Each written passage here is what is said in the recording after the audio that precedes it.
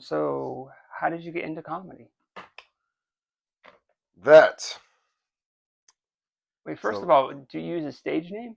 oh, Michael or Mike Hall. Not really. It's just a shorter version of Michael. Mike Hall. Nice. Um, I got into comedy long time. So my mother for Thanksgiving didn't have any food. We didn't have any food in the house, so she took us to the Laugh Factory in Los Angeles. Really? I was maybe 15, 16, Uh-huh. maybe 15. But I heard of stand up, but I didn't know what stand up was. I had always heard that, yeah, you can go on stage and be funny, but Yeah. I thought that was just something that actors did in their pastime. I thought actors just did that for fun. Like, how could a regular person be a stand up? You have to be a famous Jim Carrey person to be a stand up comedian. You can't just walk up on stage. So, Right. anyway, we're at the Laugh Factory, we're in line, we're receiving our plates of food. I'm looking at all these funny people that I have seen on TV. So, I'm like, I see, I can't remember his name, but he's an actor on Weeds, the old TV show Weeds. I saw Paul Mooney, Richard Pryor's old writing partner, and I go up to Paul Mooney because I'm young and dumb, and I'm like, "Hey, I do recognize you. Out of all these people, I recognize you hmm the most. I want to be in film and TV, and do you write and yada yada yada."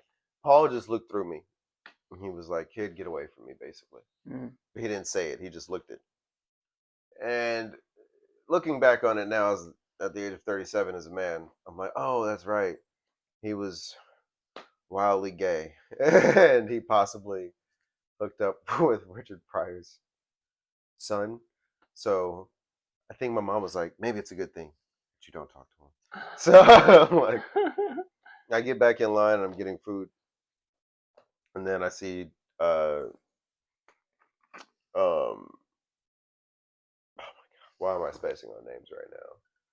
Dane Cook. uh-huh. Dane Cook at that point in time when I was 15 was the biggest comic in America, and he was giving back food at the Laugh Factory. And I'm standing there with a plate, and I'm like, this motherfucker just did Vicious Circle. I know that. I know that at least about stand up comedy. Yeah. He's giving me mashed potatoes. And then he says, hey, sorry about Paul. Sometimes he can just be a little mean. What were you trying to ask him? And I'm like, just a bunch of stuff. Like, number one, what is this place? Like, where am I right now? Like, and then he's like, this is a stand up comedy club. And I'm like, right, more information, please. And then he says, bring your plate. And then he like hands his spoon, someone else to another comic. And he says, come outside. So I sit down and he was like, so we're all stand up comedians. And I'm like, okay. And he was like, yeah, we all start at the same. And he like goes through everything. He like goes Wow. like open mics to book shows to traveling to road work, the history of it. He squeezes it all within like, I thought it was like an hour. It had to have been like maybe 5 or 10 minutes. But like he's like this is what this place is, and there's tons of clubs, and there's tons of comedians, and we're storytellers, and we do all. And I'm like listening to him, like this is insane. So I can just decide to do this when I turn 21, or I just go into a club. It's like, yeah, you can fucking do this. We all started like this, and I'm Yeah. like mind blown because at that point in time, I just wanted to be a filmmaker.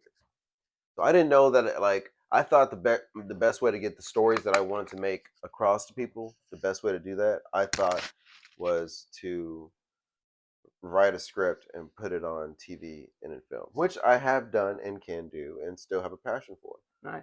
But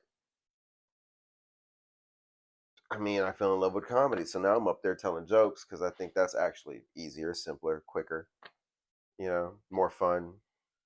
It takes 3 months to make a movie. So I don't know. That's what Only I 3 months? at the for like a at the most, The at very the least. shortest. Um, but yeah, I waited years. I interned for different production companies, film companies, film sets in between 18 and 22, 21, and then I finally came across a real comic that like was a professional, not on Dane's level, but he was like a working comic. Yeah. He saw me recording for a friend of his, one of my mentors, say, hey, do you want to record me at a comedy club? And I was like, yeah. And then that was basically it. Like after that, Wow. like I signed up for my first open mic. It was trash. So you were already 21.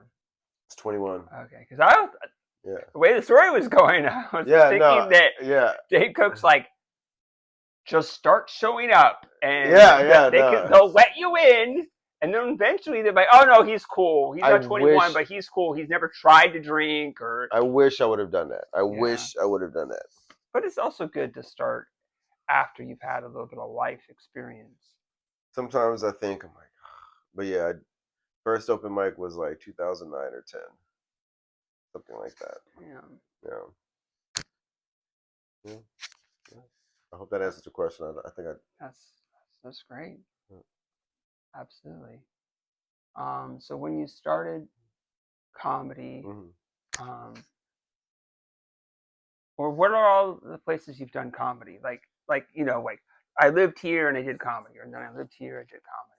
When I lived in Los Angeles, or yeah, because I grew up in LA. Uh-huh. When I was in LA, I had only ever done like 2 or 3 open mics. Okay. Sucked at all of them. One of my best friends at the time was like, yo, come out to Nashville for the summer. That summer turned out to be like a year. And then I ended up going to school in Kentucky. Oh, that's cool. For college. And so I did stand up in Tennessee, stand up in Kentucky. And then I moved to New Orleans. And then I did stand up in New Orleans. And that's when I really got consistency. I was going up 2 or 3 times a night, almost every night. I was really on it, writing, doing everything. Going on the road. You were addicted to. I was addicted. Yeah. And I think I did it in Mississippi, Alabama, Texas, somewhere in Florida. Yeah. So did you get like people started knowing you and you would like go on shows to get to those places? Like when did you leave before you were on shows, or did you? Oh, so when I was in New Orleans, because I was the volume at which I was doing it, I was like, yeah, I was meeting people, so like I was getting better, and people were asking me from other areas to do stuff. Yeah. And then, like for example, when I was living in Kentucky, I met a New Orleans comic. She was going through Kentucky. I was running a show, and she was like, New Orleans is a great town for stand up. Sure. New Orleans also had film and TV, something I really wanted to get into. Nice. So I made plans to go to New Orleans, and I did. And I got into film and TV, and I got into the stand-up scene. And it always like I'd hit that occasional comic that was like, "Hey, do you want to go to this casino in Mississippi, or do you want to?" One guy was like, "Do you want to perform at a rave?" And I was like, "That would be impossible. There'd be no way stand-up could work at a rave." But to his credit, he set it up to where it's like this gigantic rave in Arkansas, and I'm on a mountaintop, 3-day festival. And the music was at night, but during the morning at noon, we show up to this big ass stage, and there's an enormous field of people, and they're all sitting down, waiting to listen to stand up. They have carpets and chairs. Dang. And I was just blown away. Then I would hear other comics say, "Yo, we're going to Austin for a few days," or "Yo, we got to try Houston for a day or two," or Wow. I was like, so do you know anybody still in Austin or any of these places? I know a few people in Austin. I know a couple people in Austin, like literally a handful, like a few people people move who around. yeah, like I met them from New Orleans, or I met them from here in San Diego. Houston, maybe less than that, 1 or 2 people. Baton Rouge and Lafayette, I feel like I know people in Baton Rouge, Lafayette, New Orleans, Louisiana. So what's the longest you've toured around? The longest I've toured around? Well, it wasn't even like a tour. It was more like a road trip. Oh yeah. A road trip to go do a show or two. Oh, okay. And I think the longest trip was maybe Austin. Like we had went there for like 2 or 3 nights. Okay. Yeah. That's pretty cool. Yeah. I was Hopefully, just making sure it was still recording because the screen went dark. hopefully one day I can get back to that. Yeah, going Yeah. out. All right. Cool. Um. Let's see. So, what's the worst thing about comedy right now? Everybody thinks it's Kill Tony. Everybody wants to be. Everybody wants to Instantly prepare famous? for instantly famous. They only want to do 1 minute. Let me prepare for one killer minute where I just say the N word all throughout that minute. No, I'm just playing. Like, kidding. Wait, no. You know, comics are trying to prepare for 1 minute, and that's it. I mean, I feel like not. I don't know comics personally, but I feel like that after seeing Kill Tony the amount of times that I've seen it, it's like, yeah, people really are just going up there planning on maybe three, but doing one. Like, and I say three in the sense that like they want to have extra jokes back. Like back in the day, I feel like people planned for late night, right? Like you planned to have that tight five. Right. And that tight five had to be polished and it had to be clean, and you had to show that you could do jokes. Now it's like shock value, and that shock value is for 60 seconds. Yeah. I think, from what I see. Yeah. I don't know. It's like, I got on Kill Tony right before the lockdown, Mhm. before it really, really got big. Right before it, yeah. Yeah, in the interview they mentioned, lockdown and stuff. I was 14 months in, Oh my god. and like, yeah, it was like, did you get to perform at all during lockdown? In New Orleans, yeah, it was rare though because our city was. I mean, every place was hit hard, but we had some people in the scene who were like pretty insistent that uh, you didn't perform. So then I saw people who would like run shows anyway, and then Hmm. the rest of the scene would just come down hard on them. Like, yo, what are you doing? To each his own. And looking back on it, I'm like, hey, everyone had their thing. Yeah, like in San Diego, people were doing like parking lot mics, and I got to go like to one or two of them, and then you Those know, sound cool. yeah, they were really cool, but Yeah. it was like, um, I I sacrificed that by like working the last cook in the Madhouse Comedy Club, keeping it open, and I don't regret it because I definitely got value out of that Did tenfold over. did COVID hit Madhouse hard? Well, San Diego, Oh, San like Diego. like it wasn't that we got hit hard. It was like places weren't open, and Hmm. you had to like follow the rules, and and places like ACC were like having like a show outside and like trying different things, but then the cops would come by. Or I never went because it was like on my days off, Monday, Tuesday, I was like exhausted, Hmm. Hmm. you know. Yeah. Yeah. So once I started actually, working, and it was like hard to get out. That sucks, man. Yeah, So, everyone was. Yeah, it was such a weird and then time. there's people that did really good, that really took advantage of it, and they were smart. I'm not How did they take advantage? jealous of them. Well, there's two people. If you have asked people in this comedy scene, like Taryn Heffley and Kylie Troop, Hmm. were Hmm. had just started right before COVID, and then in the parking lot mics, they were just like, you know, Doing well. they were doing well. They were making other comics laugh and getting a lot of experience, which is great. I wish I could have done that. It's just I chose a different path. Everybody has their own path Everyone has their own path. because I kind of got that was the way it was going. Hmm. At first it was like everybody's in their car, and they honk, and I'm like, this is weird. And then I went again, and it was more relaxed, and I'm like, oh, okay, I see the value in this. With people in their car and honking, I'm like, this might as well do this over Zoom. This I is think weird. Bert Kreischer did a show at a movie or at a drive-in movie theater, Yeah.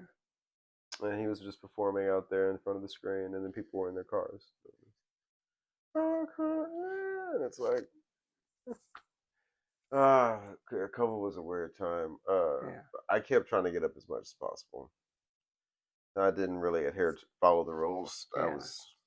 Yeah, like I watched a Zoom show and I'm like, oh God, this is as bad or worse than I could imagine it. It's like we were all trying new things, but also it's like I feel like I should have just still done it because then there's people that did Zoom shows and they know comics well, or not like a whole bunch, but they know a few comics from different scenes, and it's like, oh, it got that them connected. opportunity. Yeah, it got them connected. There's always gonna be something else. Like, Yeah, I'm looking like down. 360. We're filming this in 360 right now. Hopefully, So hopefully people jump on board. And what does that mean, 360?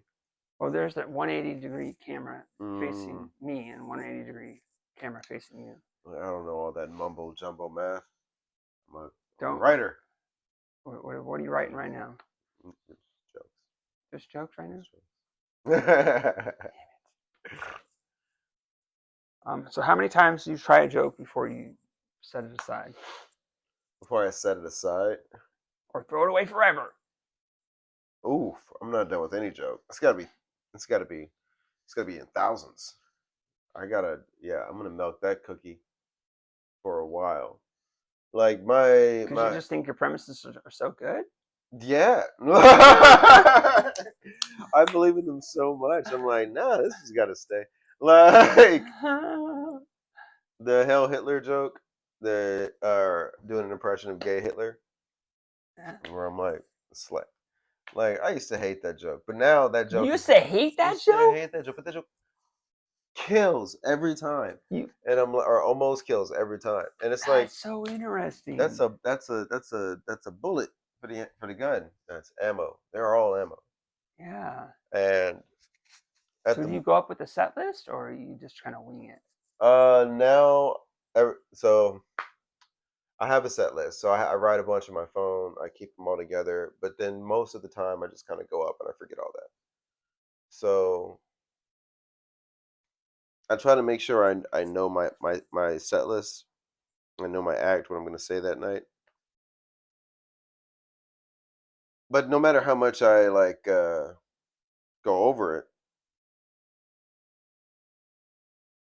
it's like instinctively I know I'm going to go up there with this and it's going to sound scripted.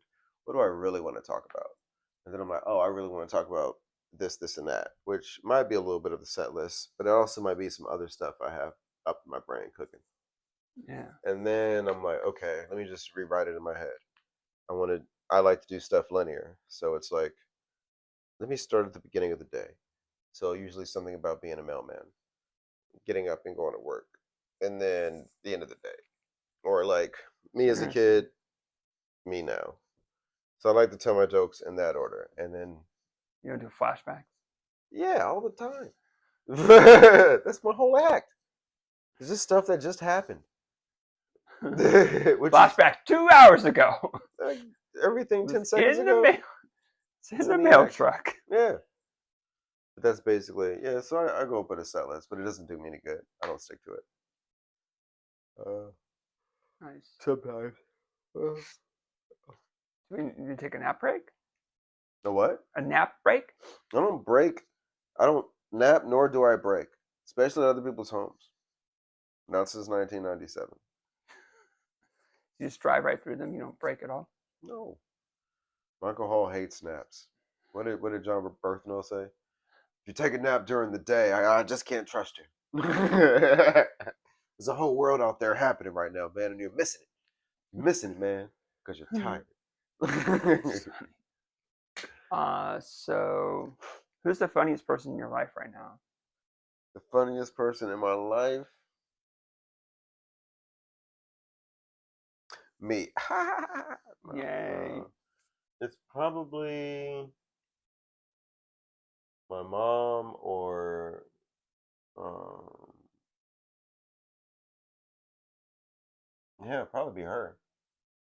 Yeah, think about it. There's Mimi too, but don't tell her that. Oh yeah, she won't watch this. Yeah, I think that's about it.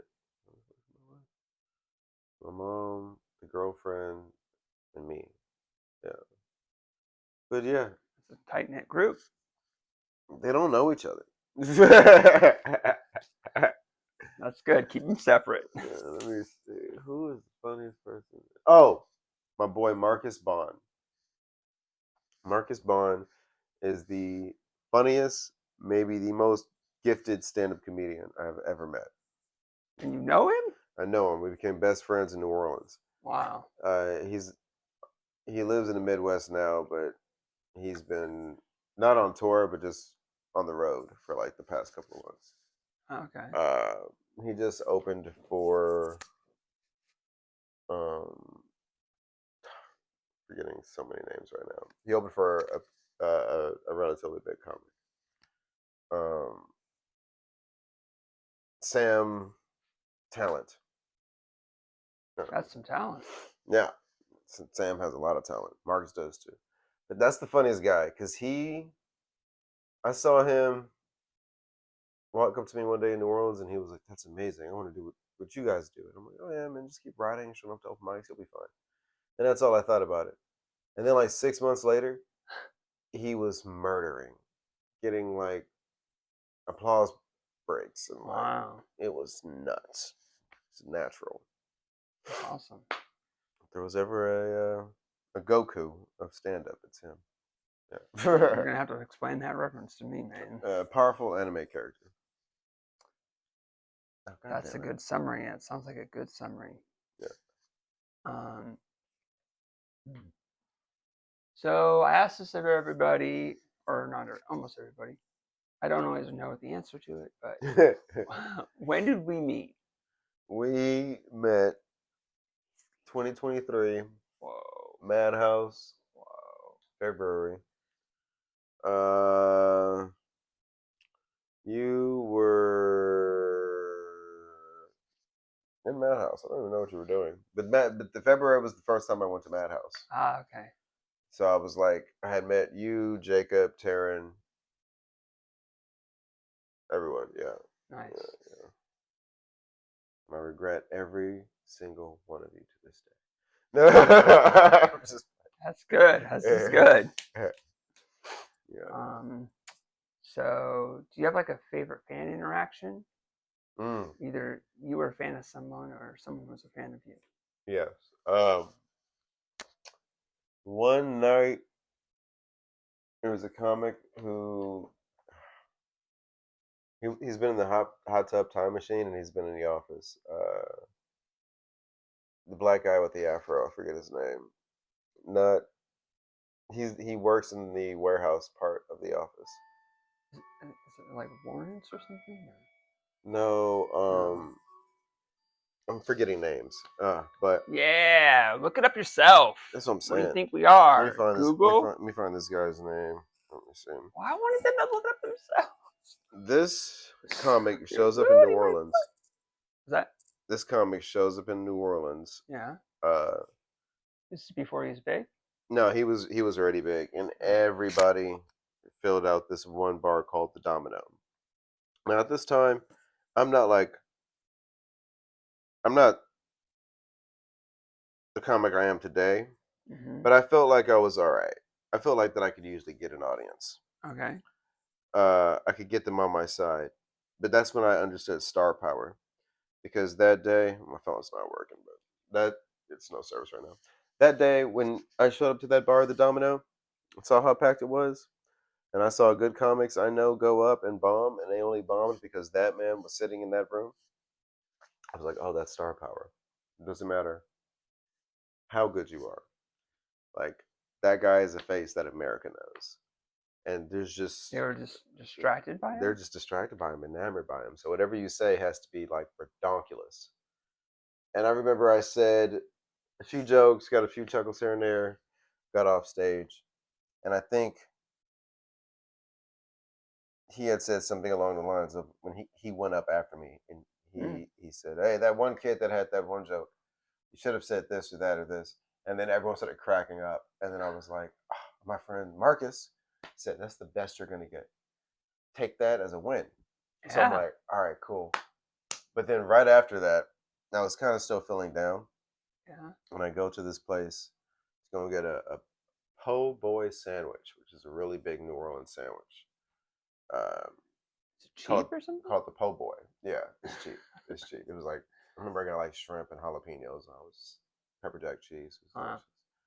But I go to this place. It's called Hank's. Hank's Eatery. And I'm in line with this sandwich, and then some guy behind me says, "Hey man, you do comedy, right?" And I was like, "Yeah, yeah." And he's, "You're funny, man. I just want to let you know that. Keep going." And then the security guard over here to the left, he's like, "I've seen you before, and I wanted to say that too." And I'm like, "Ah, that's what I needed. That's what I fucking needed." yes. I was like, "That's what I needed." That's Never awesome. forget that. And I've had some stuff like that happen every couple of years. Someone says something. This is why we have backup. We'll be right back. No, we're still on. Oh, Just and we're because that back. We're nothing ever happened. Just the backup decided to back. make We're noise. back. Fucking bastard. But yeah, that was my favorite fan interaction. Yeah, that sounds like a good one. Yeah. Hmm. Did you sign up for Madhouse today? I will. I will. Okay. I'm just lazy at setting up for Madhouse. I do that usually Monday mornings. That's too late. No, it keeps going Monday to about 11. Okay. But I just do that because I'm Sounds lazy. risky. It's risky because last week it stopped working Monday, so a lot of people weren't able to sign up. Yeah, because they're not following the directions. Uh, They're pushing it, pushing it, pushing it. Yeah, tomorrow's my birthday, so oh, happy birthday! Oh, thanks. what you gonna do? I think I gotta work Mm-hmm. because I didn't take it off because I'm gonna take off the 6th, which is a Thursday, then take off Thursday the 6th, the 7th. I don't usually work Saturday, Sunday, and then we take off Monday the Mm-hmm. 10th. I'm gonna go visit my younger sister that got adopted away. Oh, The yeah. lucky one, she got out. She got adopted away. Oh, okay, but you guys still keep it. You guys still keep in Yeah, I contact. met her. Like I knew about her in my teens Mm-hmm. because my mom just all of a sudden finally admitted it Mm-hmm. or told everybody or whatever. Um, we met when I was in my 30s, or we were in our 30s because she's only 2 years younger. But I haven't met her adult daughter yet. So they have it's in Vernonia, uh,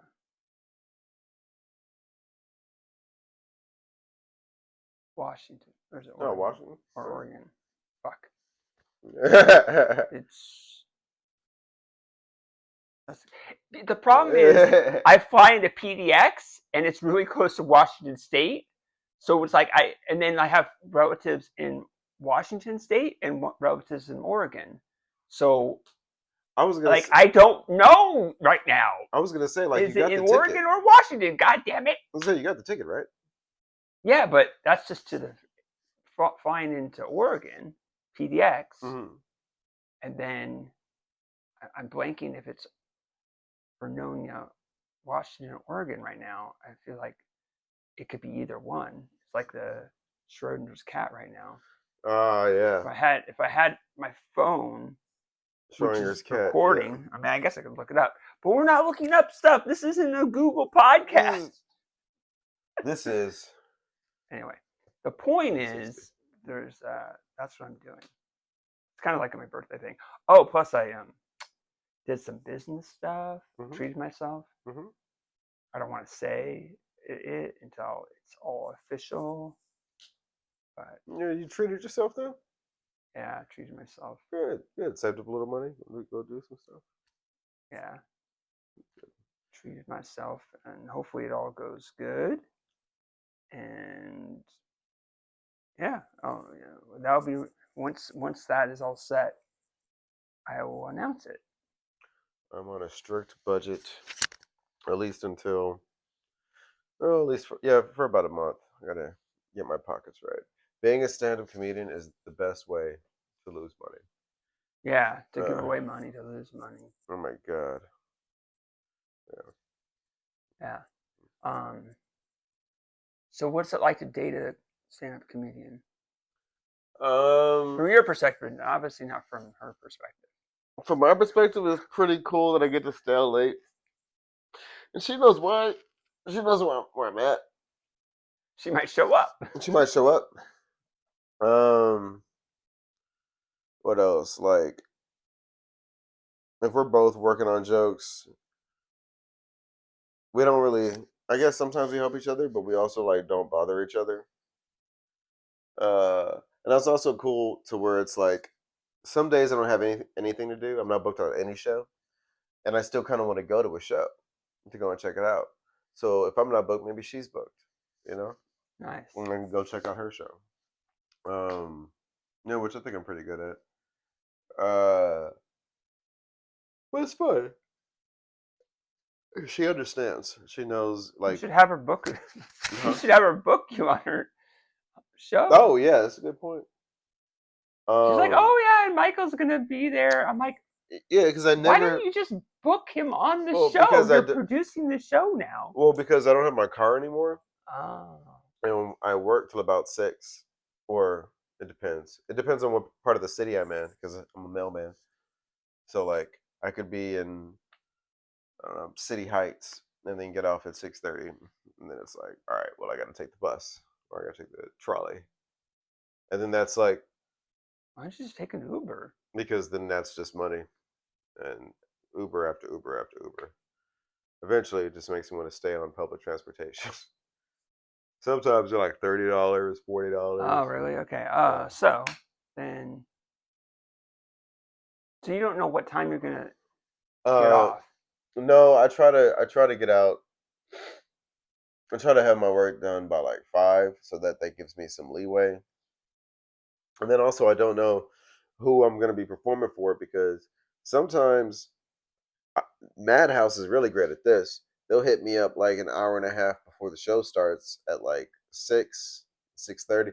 Hey, do you want to host tonight? And I'm like, yeah, sure.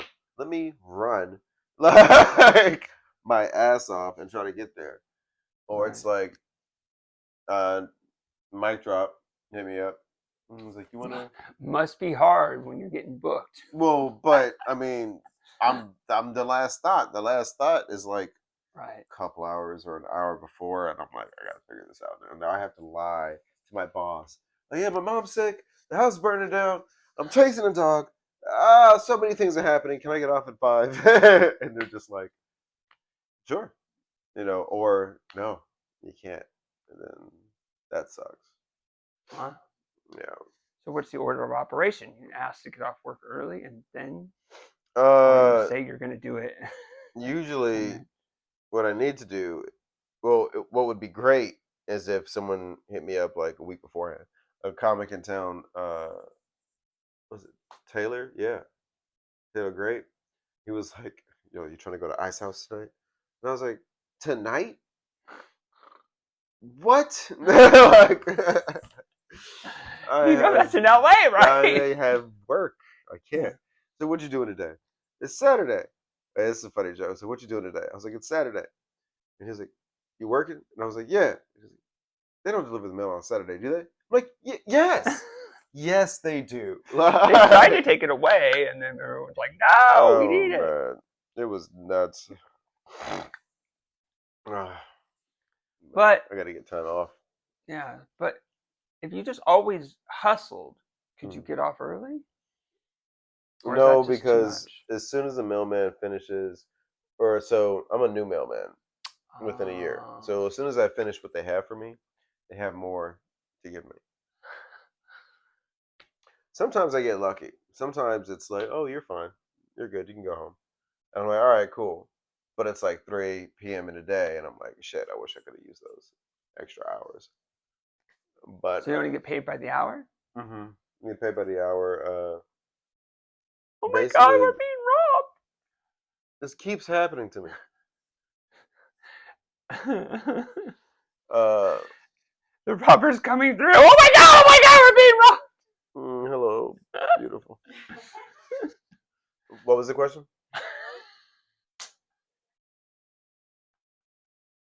Ah, classic. If you got sandwiches.